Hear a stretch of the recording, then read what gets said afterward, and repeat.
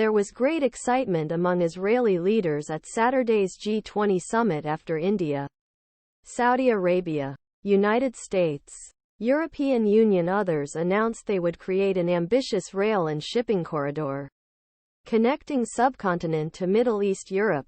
Prime Minister Benjamin Netanyahu hailed it as the largest cooperation project in our history. It is not surprising that he singles out Israel as center of the ambitious system. Our country, Israel, will be a central junction in this economic corridor. Our railways and ports will open a new door from India through Middle East to Europe and back.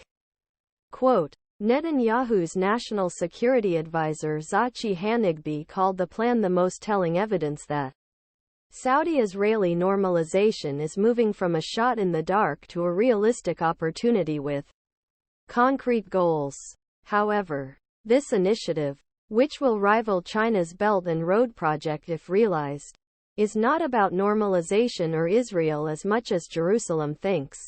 It's important, but not for the reasons Israelis might think, said Yoel Guzhansky, a senior research fellow at the Institute for National Security Studies in Tel Aviv.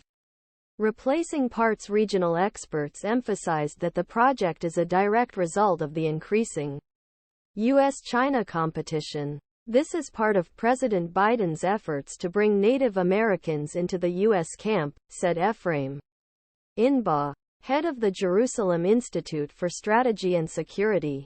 Guzhansky said that project, which seems to leave some of influence in Middle East to China, should be understood as a sign of Washington's ambitions in region. The big picture is that United States is signaling that it will return to the Indian Ocean and Middle East or not leave at all. Guzhansky said, I think something happened in March with China sponsoring the Saudi-Iran deal. That month, Riyadh and Tehran surprised Washington by announcing the restoration of diplomatic ties in China's capital. This was a major diplomatic win for Beijing. There was a wake-up call in the White House, Guzhansky said. Since then, you've seen efforts to dust off all kinds initiatives and programs for normalization with Israel.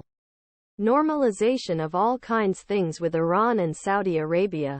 But the proposed network does not only serve U.S. interests. It also responds to India's pressing concerns. One India's biggest challenges comes from its neighbor China, which is investing heavily in a series of roads, railways and ports around the world as part of the Belt and Road Initiative designed to give Beijing greater control over trade flowing through Africa, Middle East, Central Asia and Europe. Seeing China's modern Silk Road plan as an obstacle its own growth international trade. New Delhi initially tried to avoid being outflanked and created its own corridor connecting Mumbai, Moscow via Central Asia Iran. However, the project known as the International North-South Transit Corridor could not be realized to a large extent. With the signing of the Abraham Accords in 20